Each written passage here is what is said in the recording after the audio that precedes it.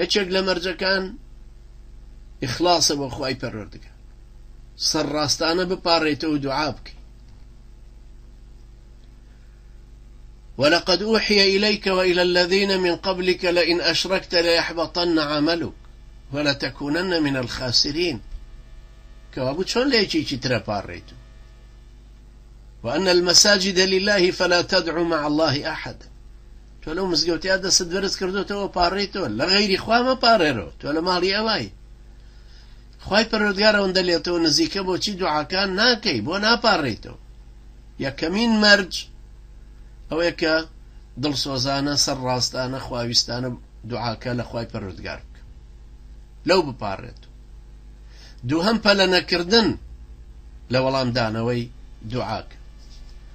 ئەبوو هورێرە خوا لێ ڕازی بێ خۆکو لە حەدیثی صحیحی مسلمە هاتووە فەرمێ پێغەمبەری نازدار عەلەیهی سەڵات وەسەلام فەرمووی: لا يزال يستجاب للعبد ما لم يدع بإثم أو قطيعة رحم ما لم يستعجل. قيل يا رسول الله فما الاستعجال؟ فقال صلى الله عليه وسلم يقول: قد دعوت فلم يستجب لي فيستحسر عند ذلك ويدع الدعاء. أفرمي أو عبد مسلمانا خوای پەروەردگار داواکەی دێنێتە دی و پاڕانەوەکەی وەرەگرێ ئەگەر دوعای خراپەکاری نەبێ و دوعای قەتعکردن و پسانی سیلەی ڕەحمی نەبێ، دوعای گوناح نەبێ، بە شەرتێ پەلە نەکە. وتیانەی پێغەمبەری خوا پەلەکردن چۆنە؟ فەرمووی نەڵێ ئەوە تاوا دوعام کرد و خوای گەورە هیچ وەڵامێکی نەدامەوە، دوعام کرد و خوای گەورە گیرای نەکرد، ئیتر ئەو کاتە خەفەتی لێخوا و پەشیمانە بێتەوە و دوعاکە واز لێ دێن. مەرجی سێهەم دوعای خێر بکە، وەکو پێغەمبەری نازار عەلەیهی سەڵات وەسەلام ئاوا فەرمووی دوعای گوناح نەبێ، دوعای پسانی سیلەی ڕەحم نەبێ، دوعای خێر بێ بۆ کەسوکاری، بۆ خۆی، بۆ کەسوکاری، بۆ براو خوشکە مسلمانەکانی. چوارەم دڵی ئامادەی دوعاکە بێ، نەک بەڕێوە ئەڕوا ئاوێکی بەدەستەوەیە و مەشغوڵە و هەڵەسێ و دانیشە و کتێبێکی پێ و لەو کاتانەیە دوعاکە. تۆ لەگەڵ خوای پەروەردگارە دوێی، تۆ لەگەڵ کردگاری ئاسمانەکان و زەویە دوێی، تۆ لەگەڵ بەدەسەڵاتی ئاسمانەکان و زەویە دوێی.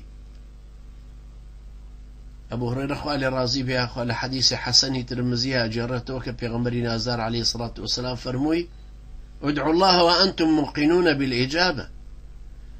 وا بپارێنەوە کە ئێوە دڵنیابن لەوەی کە خوای پەروەردگار دوعاکەتان گیراکە.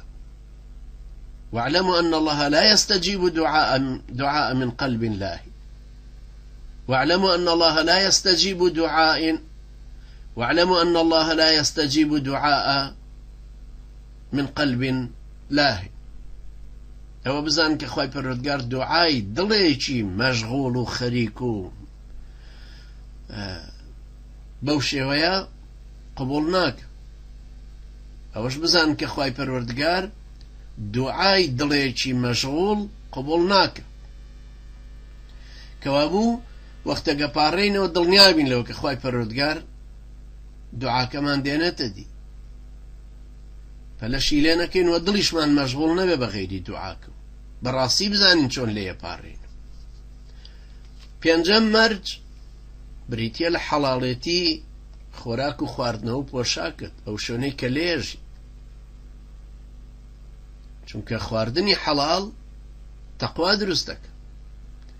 پێغەمبەری نازار عەلەیهی سەڵات وەسەلام بە سەعدی کوڕی ئەبی وەقاسی فەرموو: ئەطب مەطعەمەک تەکون مستەجابە الدەعوە.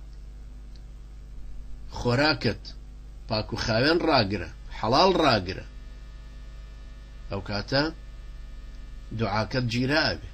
بینیشمان چۆن دوعاکەی لە ئەبوو سەعدە کرد و چۆن بەو پیریە کوێری کرد و تەمەنی درێژ کرد و تووشی فیتنەی ژنانیە کرد لەو عەمرە پیرێ. هەروەها حەدیسی ئەبوو هورەیرە مەشهورە ڕزای خوای لێبێ کە لە موسلیمایە، باسی کابراکە کە پێغەمبەری نازار عەلەیهی سەڵات وەسەلام فەرمێ: ئەشعەثە ئەغبەر چۆن خوای گەورە ئەوە دوعای ئەوە گیرا ئەکا و هەموو شتێکی حرامە. أفرمي الرجل يطيل السفر أشعث أغبر يمد يديه إلى السماء يا رب يا رب ومطعمه حرام ومطعمه حرام ومشربه حرام وملبسه حرام وغذي بالحرام فأنا يستجاب لذلك. کابرا لە سەفەرێکی توولانیەوە دێتەوە قژی زۆر بووە و خۆڵاوی چڵکن دەست بەرزە کاتەوە بۆ ئاسمان و خێرا خێراڵە خوایە گیرای کەی، خوایە لێم قبول کەی، خوایە لێم قبول کەی.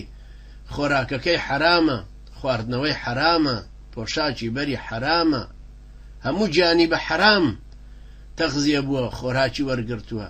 آخر ئەمە چۆن خوای پەروەردگار دوعاکەی گیراک؟ لەبەرەوە ئەبێ ئینسانی مسلمان ئاگای لێ بێ کە ئەمانە مەرجی قبولبوونی ئەو دوعایان.